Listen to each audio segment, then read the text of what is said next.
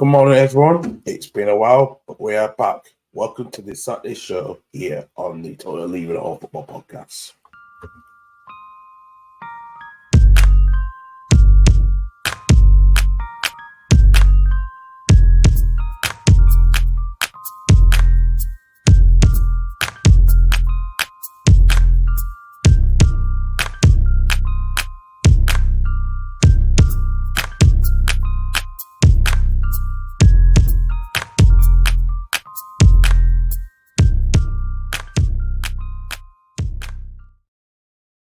Good morning, everyone. Welcome to this Saturday show. I'm your host, Karl.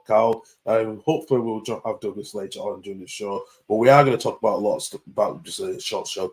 It is a short show today due to the international break. So we are all going to be doing at least an hour of some content. We'll talk about the Euro qualifiers, about Scotland one game, so close to qualify for Euro 2024.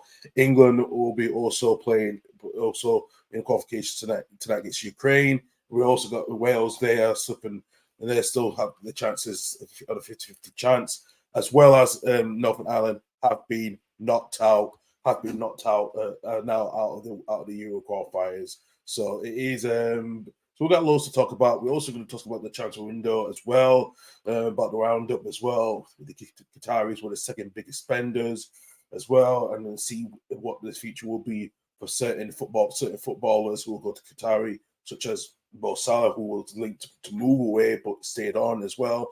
And we also talk about the VAR incidents as well too, because that has also been another controversial the last few weeks in the start of the Premier League as well. So we'll be discussing one or two incidents of why the decisions have been going wrong as well. But you know what? Like I said, we are. Thank you if you want to subscribe, please like, share, and subscribe. And also turn your notifications on if we're doing any live content or any recording comes out as well too. So we have been away for a while, and I've been busy just trying to focus on my mental health, vice versa. But speaking of the devil, we've got Douglas. Good morning, Doug. Good morning. How you doing? Not too bad. You're a few weeks away from fatherhood. Not too long now. Yeah, it's not long away. Apologies for being late. I misplaced the time. I finished at work at 10:30, and then just sat back and then never realised it was about 10:50. So basically, went into the shower. And just came out. So yeah, apologies, I'm late. But hey, it's not a problem, mate. I might have been late as well too. If you seen the videos that I put up last night, let's say the concert was more theatrical than I usually thought it was going to be to a normal gig to see Christine and the Queens last night. I can definitely understand that, mate. Definitely. Well, listen, I expected I was going to go home after I had some drinks, but turns out my friends, Kokona, we stay up till 3 o'clock this morning. So actually, I was supposed to be back. Listen. They pushed me. They pushed me, mate. They pushed me. They tried to say, "Come on." I'm sure we will hear much more about this tomorrow, especially as me and my wife are coming over to you guys tomorrow. Oh bloody hell! Yeah, I know. I'm gonna tell you about that as well. Oh my god, yeah. So it was a bit of an interesting Friday night. Let me tell you about that. Yeah, I'm not surprised, but oh god, moving swiftly on. Listen. This is why I set the alarm at 11:15 this morning, because I knew I was gonna be doing it late. I knew that was gonna be late, just in case it was late.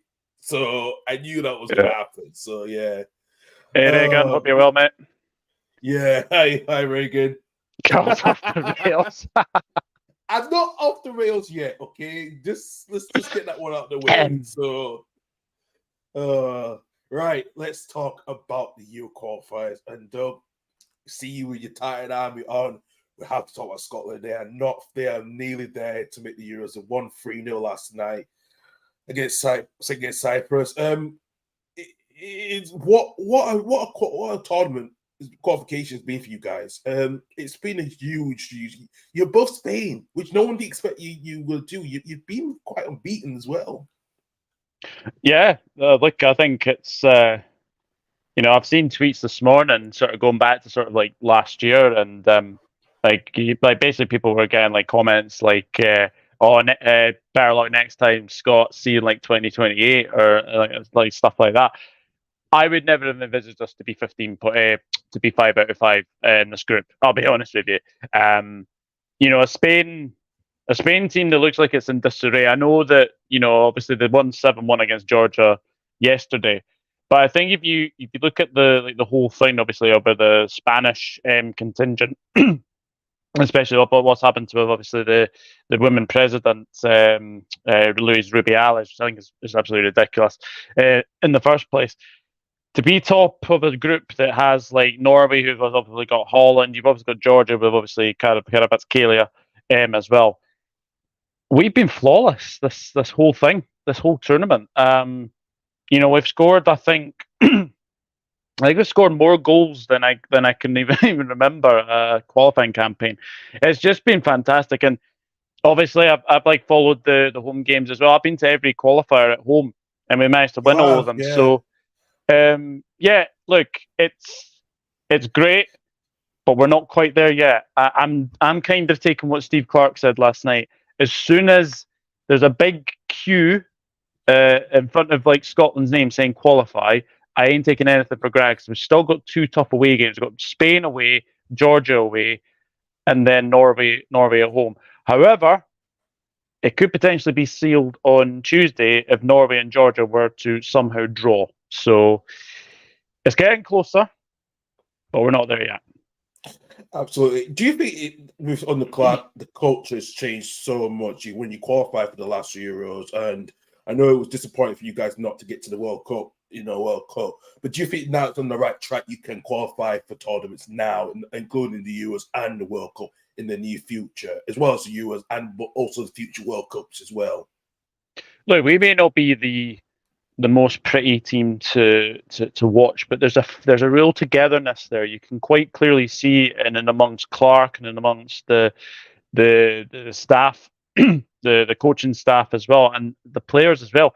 He's getting a tune out of these players, and what I really, really like is that many people were calling for his head like about 12 months ago. I think we'd lost to Israel, like I think it was like at 3-2, but ever since then, we've won 11 qualifiers on the bounce, which is unheard of for a Scotland side, and especially when you look at some of those wins. Obviously, Norway and Spain are fantastic, but we beat a Denmark side there. We beat a Denmark side at Hampden. So to be where we are at this moment in time is very, very good. But yeah, for me, I just think it's all about the togetherness in the squad, and I think everyone is absolutely buzzing for Tuesday, especially the friendly against England. Well, obviously, I think a lot of Scotland fans will definitely be keeping an eye out on the Ukraine game tonight. I fully expect England to beat Ukraine, in all honesty, but we are in a very, very good place at this moment in time, and I think the Spain away game will not be as easy as many people think. I know Spain did obviously win 7-1 against Georgia, but you look at what we did to Spain. We absolutely battered them. We absolutely battered them from start to finish. Yes, they might have had more possession. Yes, they might have had like the lion's share of the possession, but when we had our chances, we actually did smash Spain. And this is the thing as well, that Hampden Park's become a bit of a fortress again. I think people need to remember that. Absolutely, yeah, I 100% agree. Morning to you, Niall. Yes, Hi, Niall. Come on, Scotland. Absolutely, yeah. Do you know what? I'm amazed at how Scotland's done that togetherness. I've seen that. That's the first time. It's been a long time to see togetherness, and I've not seen that togetherness probably for over 30 years. I know briefly you had that chance when you tried to qualify for Euro 2008 when you did beat France. And they just lost out to Italy, and it's been while you had that togetherness, and I'm seeing on Steve Clark taking his time, and then a lot of people were calling for his head, and I was surprised about. But you know what? What a start like France. He's not taking nothing for granted, and that's a fair play for him for what he's done. And the players you're bringing in who are really stepping up in the international has been second to none. There really has been second to none when they play for the country, and yeah, 100%. We'll see. But all in as well. Good morning, Brian. Hope you're well, Hi, Brian. friend. Yeah, hope you're well. So let's talk about the other teams. We'll talk about England in a bit, Doug, but let's talk about Northern Ireland. It's over for them to get the chance to qualify for U2024. Really disappointing defeat. It's been a tough time for Michael O'Neill since he's been back in the job. Yeah, it has, but I think people need to realise I don't think Northern Ireland were the team that they once were. They were in this sort of. I don't think they've got the players anymore. Johnny Evans, fair play to him for scoring. Obviously Stephen Davis is there as well. I just don't think they've got the squad anymore to be challenging all four fronts. Like that defeat to Slovakia was a big shock. I did not expect. It was Slovenia. Sorry, Slovenia. Yeah, I didn't expect them to lose 4-2, but I think again, Michael O'Neill's gone into a really, really tough job that he's having to sort of rebuild this Northern Ireland side. And I think it'll take a wee bit of time to get going again. Pretty much the similar for Stephen Kenny at Ireland. But let me just say, I think both of them need a big, big rebuild.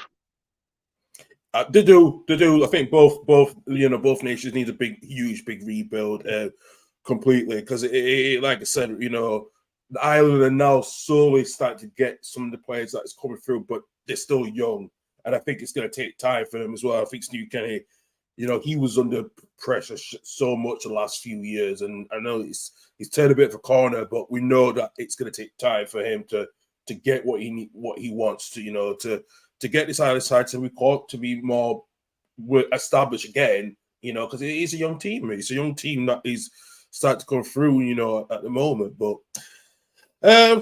talk about Wales. They drew 0-0 against South Korea. They've been on a really poor run, Wales, in the qualification. And and I know for them, the game they have to play, and I think I'm just trying to see. I know Ireland play the Netherlands tomorrow, so that's still is your testing. But for Wales, they have to play Latvia. Yeah, that's not going to be easy. No, and Wales are fourth at the moment where they are. Do you think, like Croatia, Turkey, it's just too much for them now because they've just, they look like they are going to qualify, and even Armenia still have a fighting chance as well too. Yeah, I'm just actually trying to think what I need to actually go back and look at my Euro sort of group predictions because I'm pretty sure I had Wales not qualifying out of that group. I'm pretty sure I had Republic of Ireland not qualifying out of their group, and I'm pretty sure I had Northern Ireland not qualifying out of their group as well. I think the only one that I really had was obviously Scotland and England, and that looks to be going to fruition at this moment in time. But Wales again, I think they're on a bit of a rebuild as well because. The players that they've obviously it is really good to see. Obviously, David Brooks, playing football again, which is really, really good to see. But they don't have that out and out goal scorer anymore. They're having to sort of almost share out the goals, if you know what I mean. Like they have to get goals from defence, have to get goals from midfield, and attack. I'm just not sure about them at all. No, I'm not as well. I'm looking at the attackers here. We've got Brendan Johnson, Kiefer Moore, Liam Cullen. Rabbi Matado, who the former Schalke player, who thought he was going to be big, but it hasn't turned big. He's not his football career has not turned out as what it's supposed to be. Tom Bradshaw and Wes Burns. You don't see mostly goals, and I think Brendan Johnson is going to have to be the next Gareth Bale in this scenario because if he's the one who's going to have to pick up the goals, then Kiefer Moore is going to be pretty much. It's just I do worry about this World squad so much because they're just like I said, they lack what without Gareth Bale completely now, and even though they still got Aaron Ramsey in the squad, but in a way, this is a huge transition. They're not got someone who is going to be the next Gareth Bale in that squad. 100%, and this is where the problem is as well, and it's not great Wales losing to Armenia at home, but unfortunately that's the reality of it. They're just not good enough. Similar, obviously, Ireland and Northern Ireland. I think you're kind of seeing now sort of players coming through for like Scotland and obviously England at this moment in time. I mean, The thing is, again, and I'll obviously go back to my point also what I made about Scotland. We have a good squad. We may not have like very, very, world class players. Obviously, I think there's maybe John McGinn. I think you'd probably argue. I mean, obviously Scott McTominay is starting to show what Man United are missing in the. I'm obviously only joking, but I think the difference between Scotland for Wales. Ferguson is going to win us the World Cup. Well, next £100 million player, mate. Next £100 million player, but by all things, maybe even more. But I think the difference between Scotland, England, comparing those two to Wales, Northern Ireland, and Ireland, we've got players sort of coming from like Premier League, from the SPL. Not the Saudi Pro League. Well, actually, yeah, the Saudi Pro League, because obviously I think Jack Hendry's as well as La the Liga, championship as well. Serie A, as well, and sometimes Bundesliga as well. So I think you're kind of seeing now Northern Ireland have to sort of rely on like League One, League Two.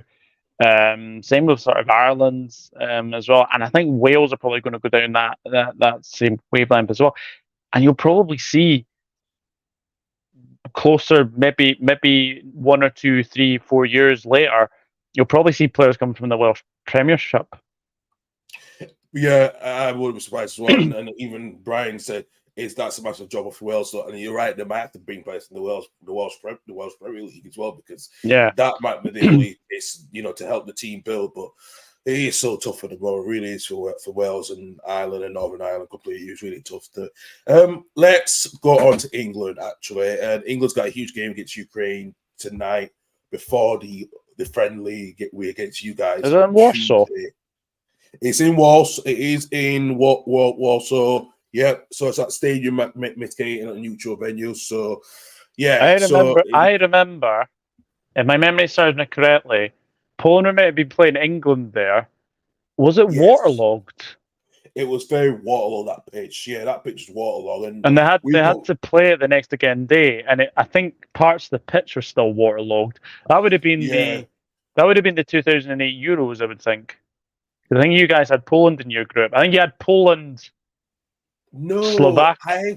I think no. It was more. Was it that 2008 one? Because we didn't qualify. We didn't have Poland. It was more later. It was more later. The last few years. Oh, it would have been it would have been the qualifiers, because I think you had Croatia and Poland in your group. We did. So yeah, we did. It would have been the qualifiers then. Aye. Yeah, just when you say like that stadium in Warsaw, it just gives me sort of fond memories of that pitch being absolutely waterlogged.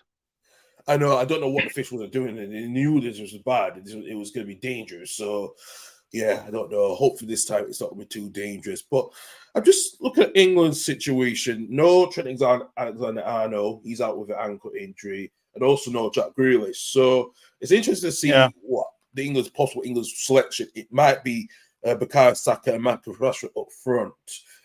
Would you take that at the moment, along with Kane, who's now moved to the Bundesliga? We were talking about in the transfer window roundup as well.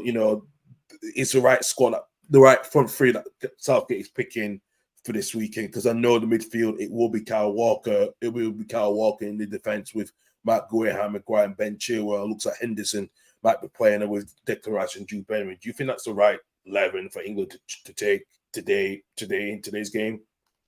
Yeah, I mean, I think it's safe to say Pickford will probably start. I think you'll probably have Walker. Walker. Probably Maguire. If we're being honest, Maguire will play. Guehi maybe. Yeah, Gray's in. This is the possible answer I've seen on live score.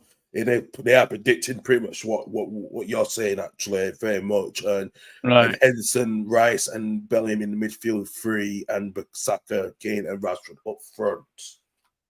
Yeah, Rashford is definitely a winger.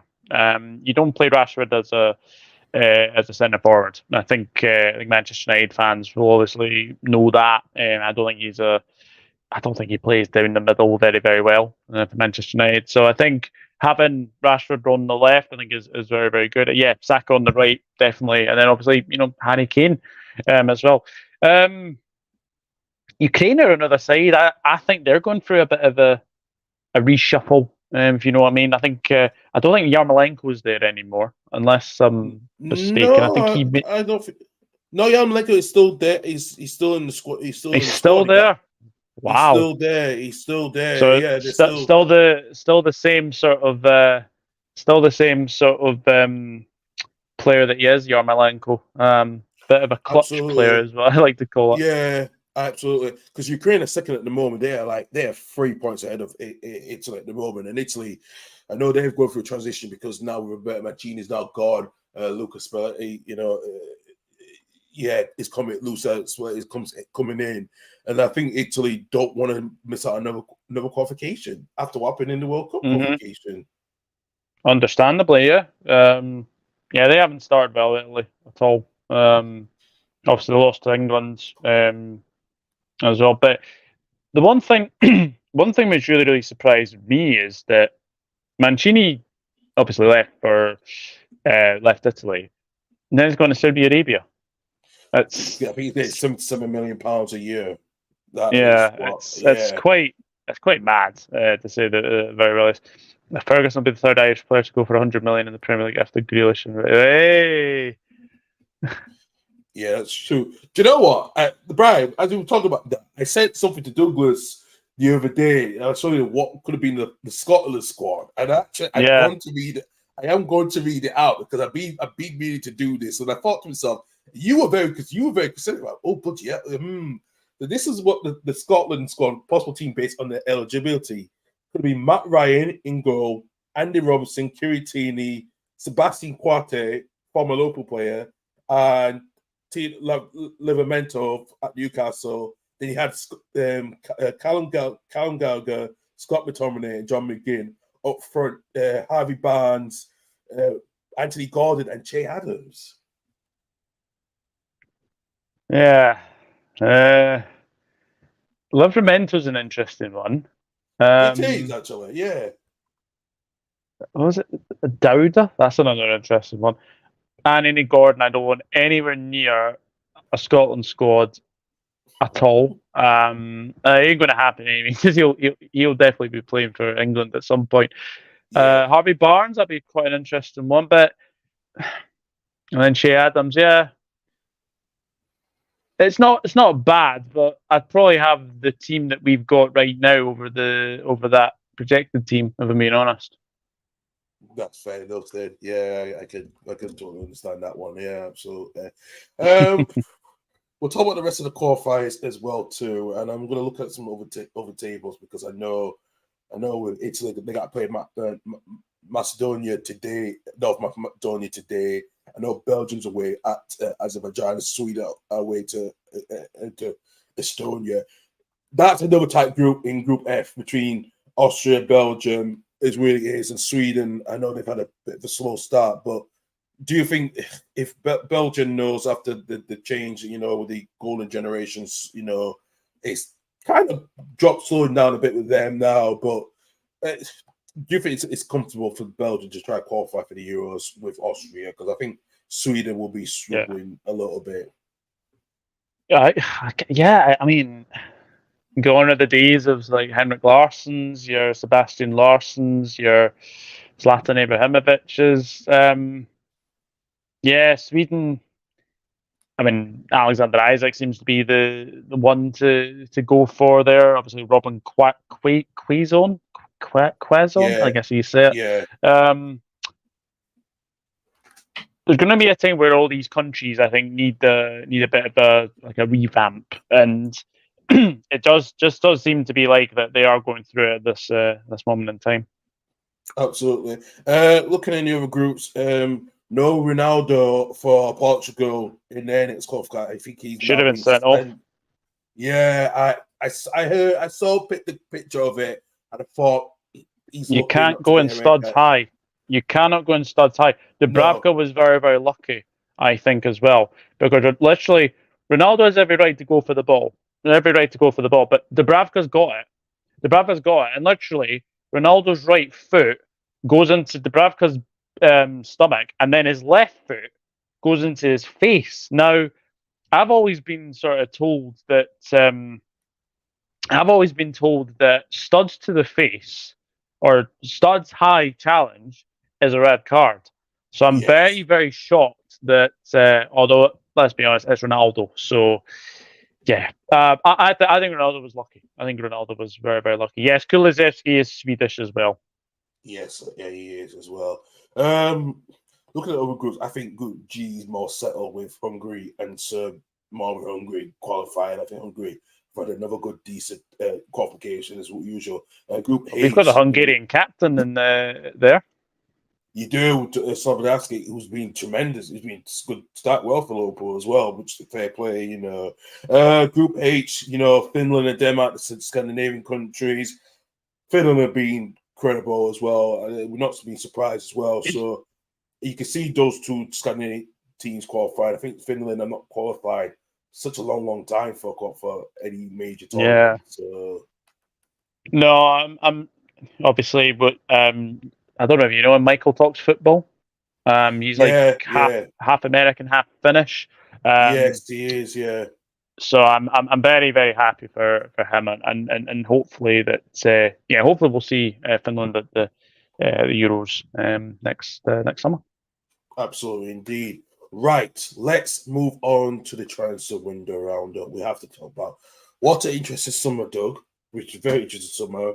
We have to talk about the Saudi Pro League buying so many players, Karim Benzema, N'Golo Kante, Jordan Henderson. You can name every single player. It's been a surprising transfer window, especially in the Premier League as well, with certain, you know, with players coming in as well too.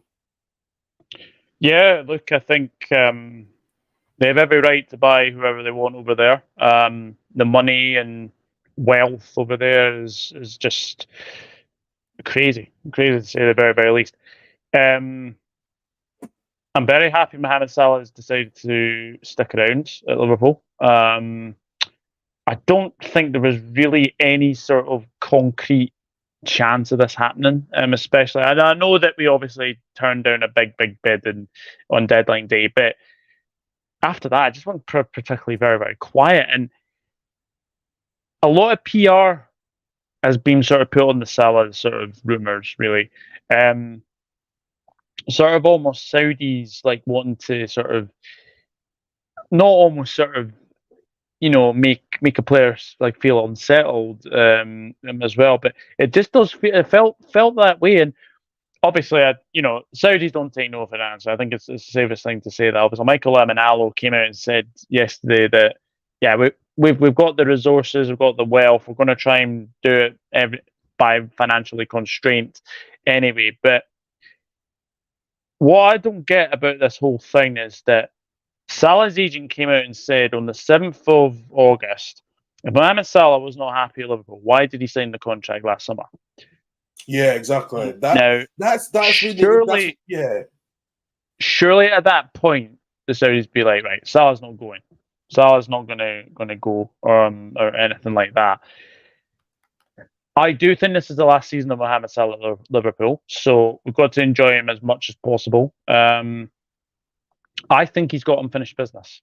So I can see them coming back in January. But the problem is in January, they're not going to be able to get him because he's at the AFCON. Yes, he's at AFCONs with Egypt, because obviously Egypt got through to the AFCON finals. Finals. Yeah. So that's something else to put into perspective there as well. The other problem you've got is that Salah won't be back until February.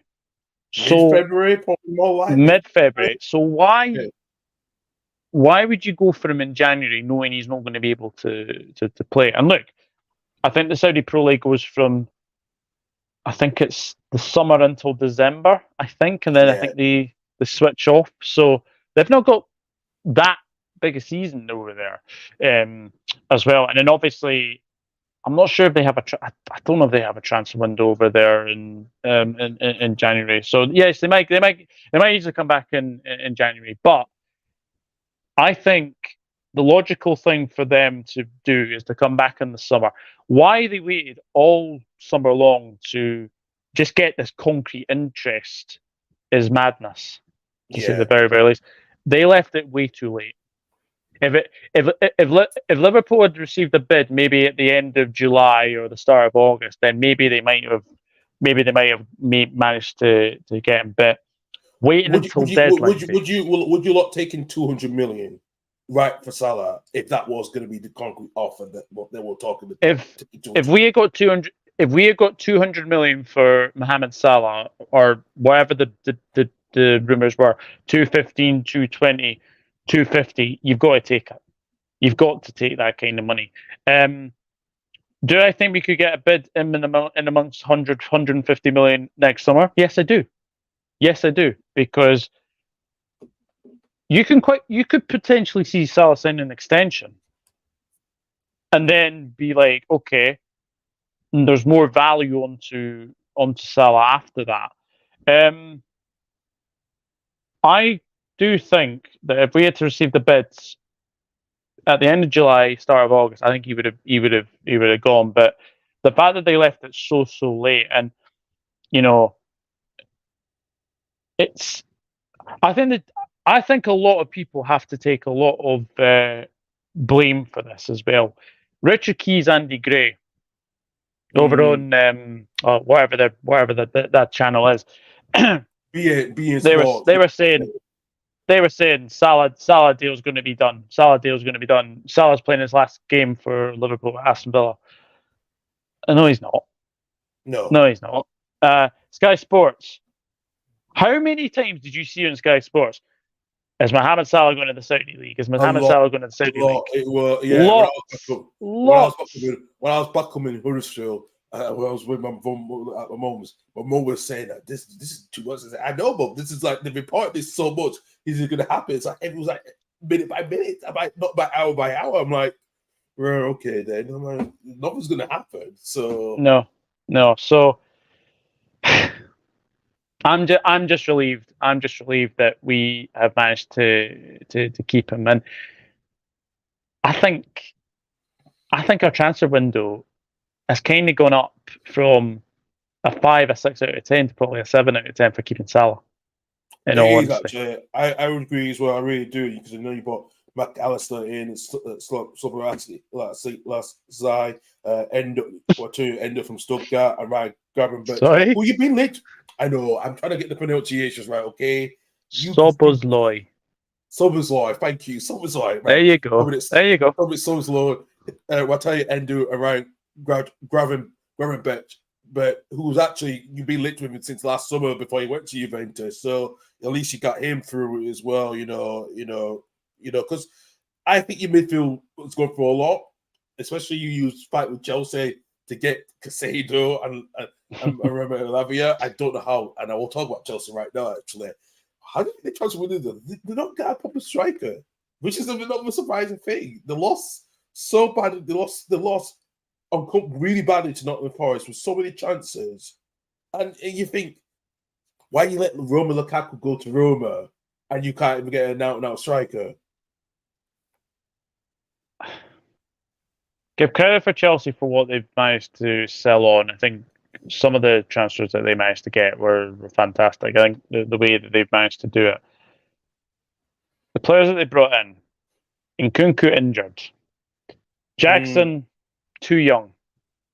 He is far too young to be Chelsea's out and out recognised striker. I don't even think he's a striker, to be honest with you, either. No, I know. When I watch him in the league, he's more on the wing. He's more preferred on the right hand side. That has been his favorite position. And Goku's more the left hand side. Or sometimes can play a bit up front as well. So yeah, Chelsea's business has been average at best. I actually genuinely think it's been average. The incomings are average. Caicedo will come good. You can't be a bad player overnight. If Chelsea want you, you can be a bad player overnight. So that's one thing. Second thing is they have spent a lot of money. They have. £1 billion in the last 12 months. It's mental. Yeah, it is mental. It's absolutely mental. I'm just, they signed Cole Palmer on deadline day as well. And it's just like, how have Chelsea really, I don't know, £1 billion. And I think this, I know this is the theory I've been thinking about for quite a while. I think you might have this. I think Todd Bowley's trying to see what UEFA and the Premier League would do, because he had this similar situation in with his Dodgers baseball team about how much they were spending, and I think they changed the rules on that where it went in more of the Dodgers' favor. I think this is going to happen where you see the end of financial fair play completely the next year or two if Chelsea does challenge it, because they have the money, and some of the Premier League and UEFA are not going to have the revenue to challenge them. No way, they're not. And then they're going to find so many. I think it will be the end of the financial fair play, because the financial fair play was supposed to stop the really huge spending, but it hasn't, because it's made it more difficult. It's made it more spending a lot more. So how do you financially Pochettino's got a big job there. Simple as that. He's got a huge job there, and you have to wonder as well, will he be given the time at Chelsea? I doubt it. I really do. I think Todd Bowley will be more the fall guy than Pochettino. I think the Bowley will be more the fall guy than Pochettino. I think potentially then, yeah, look, it's very, very difficult to say this, but I think out of the clubs that have had a really, really good chance of it, Chelsea aren't one of them. Vergoing's definitely. Incoming's not sure. No, absolutely not. I really don't as well. Man City kind of had a very decent transfer window towards the end.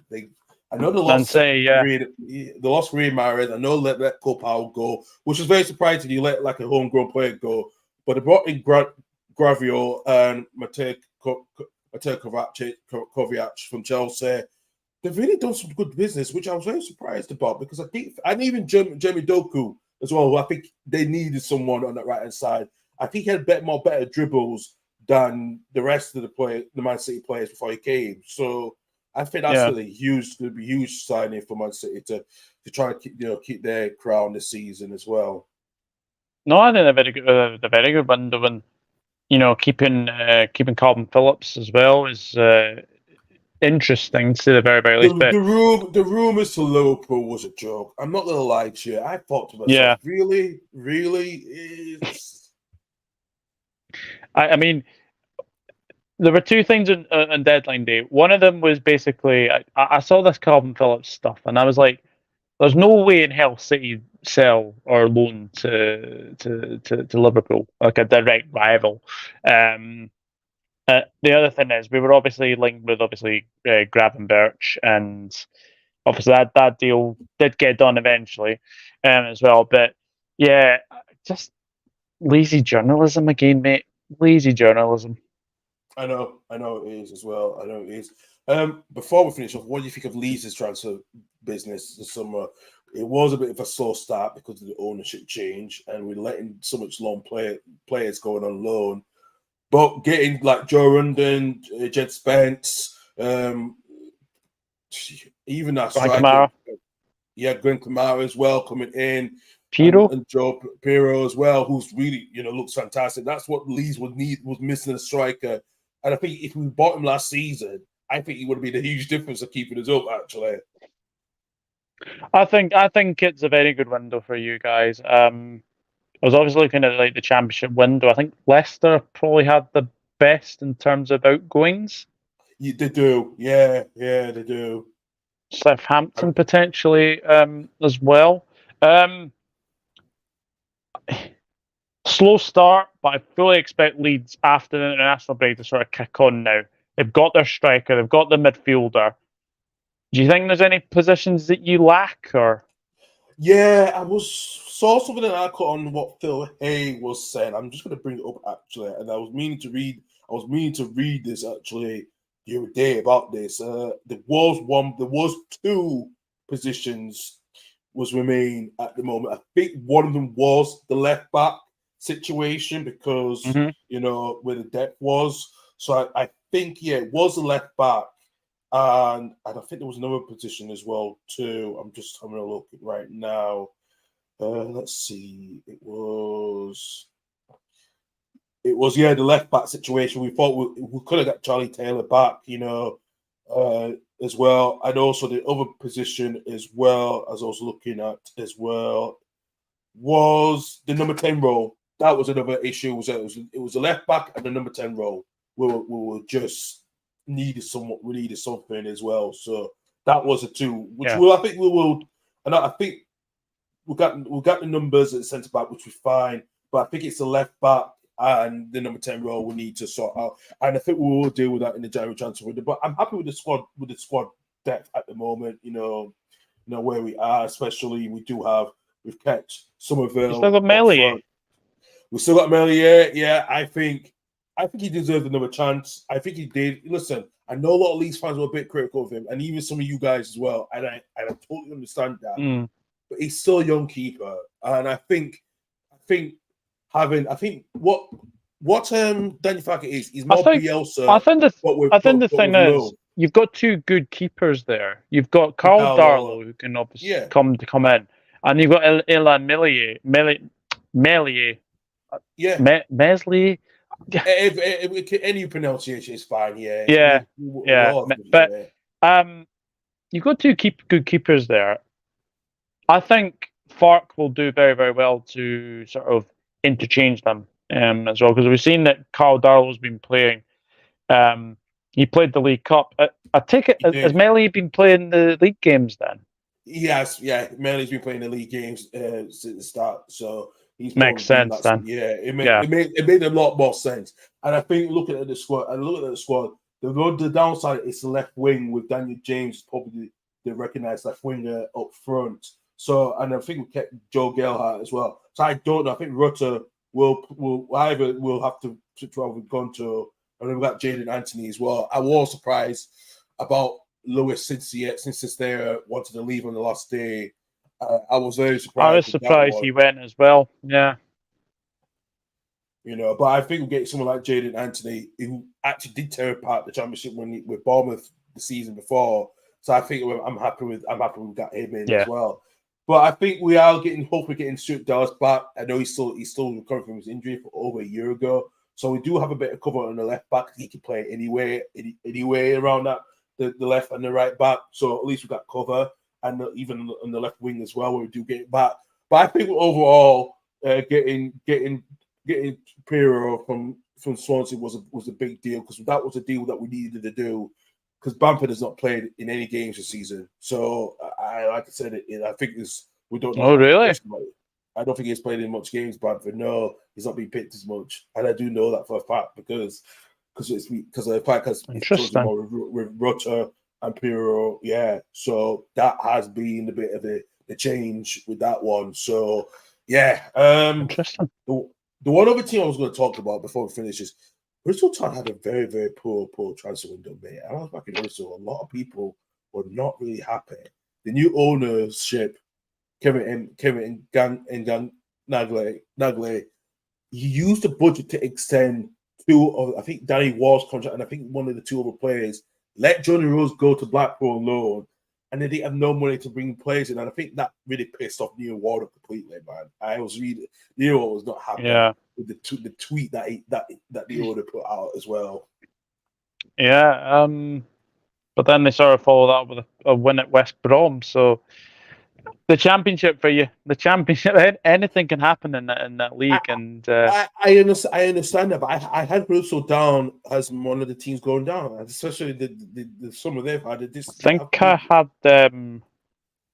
21st. I think just staying up. Yeah, but I just had them going maybe down. 20th actually.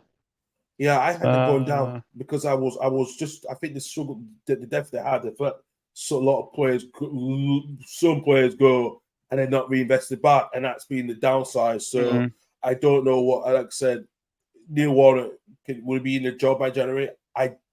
It's 50-50 at the moment, especially what he can be like sometimes. If he's not been happy, he will go, So I think it's what some fans have been saying. He feels like he's been lied to by the new owner about thought there was going to be invest to make sure.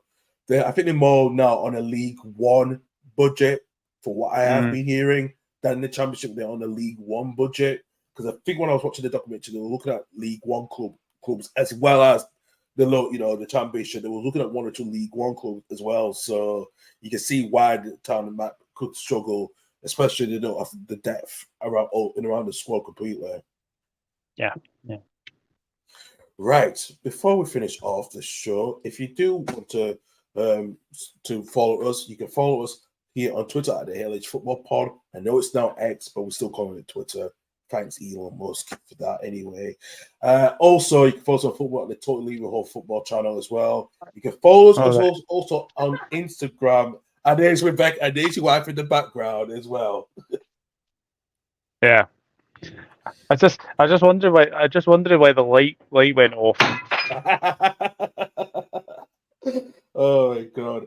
And also one other thing we have introduced, you can follow us on Instagram at Lever Hall Football. So please follow us there. I will put some of the real clips as well after the show as well too. And you can follow us on the podcast as well on Anchor, on Spotify, Google, Apple Podcasts, and other podcast platforms as well too.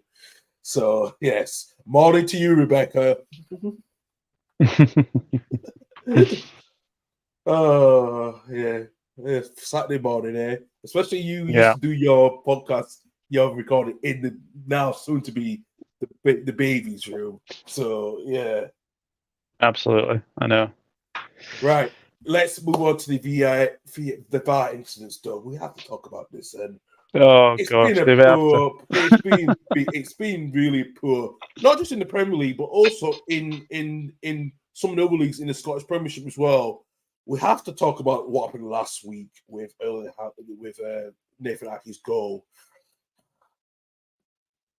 It was definitely offside and interference, wasn't it? 100% offside. I have absolutely no idea why VAR or how they managed to get that wrong. You can quite clearly see on the replay, Akonji has put his foot towards the ball. So it's in the eye line of Bernd Leno.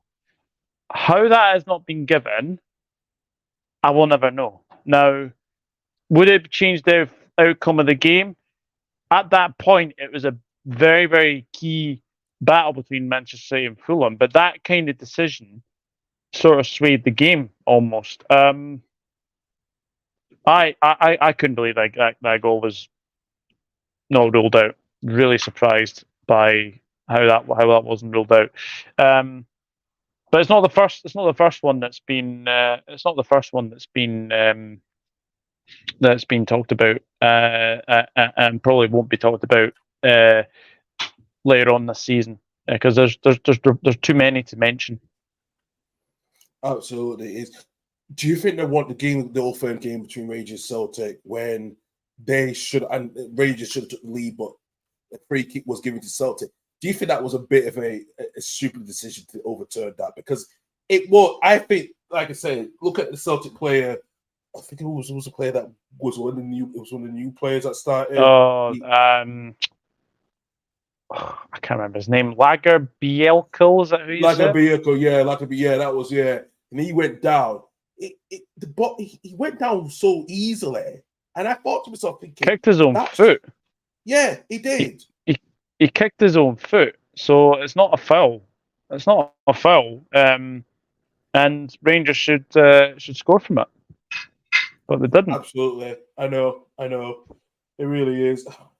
Do you think there's a lot of issues going to go with VAR? Like you said, this rest of the season, it's just going to be some controversial decisions. And I heard some clips from Howard Webb's TV show with the ref being mic'd up after. Why can we not have the ref be so much mic'd up during the game so know what's going on? Because they did trial that at the Women's World Cup recently about what was happening. But do you think now that they have to bring it in for the men's side of the situation to make the communication easier between the fans and what's been going on? Yeah, like I think we're going to have a time where I think VAR is definitely going to be VAR is always going to be a talking point, but there are ways to get it better, and I do think the refs have to be mic'd up. All right, I am going to have to go, unfortunately. No, that's fine, Douglas. Thank you very much for joining us. I will finish the show. I'm going to highlight this then because we are doing at least an hour. So let's just finish with the show then. Doug, thank you very much as usual. So take care and tell everyone, bye-bye. Bye-bye. And that was Doug with us as well. I will just get back to the overlay. So yes, we are going to finish the show on the VI incident. So thank you very much for watching us as well. Please subscribe to us as well. We are trying to get up to 100. We are on about 65. So please subscribe and like, and also turn on your notification bell as well too. If you want when we do go live with all our recordings or content as well. It's good to be back. After quite a long break, good to be back. But like I said, I hope you all have a good weekend. I know there's some football on in the lower leagues as well. I know much League One games are not on due to some of the players on international break, but League Two games are on this weekend as well. So yes, keep an eye on watch some of those games. So have a good trip as well if you're going up and down around the country. And also, yes, we've got the old enemy game on Tuesday between Scotland versus England. I hope this is good. It's not going to be an easy friendly. We all know that. So, yeah, come on, England. Right. Thank you very much as well, listening. I hope you all have a good weekend and take care for now. See you later.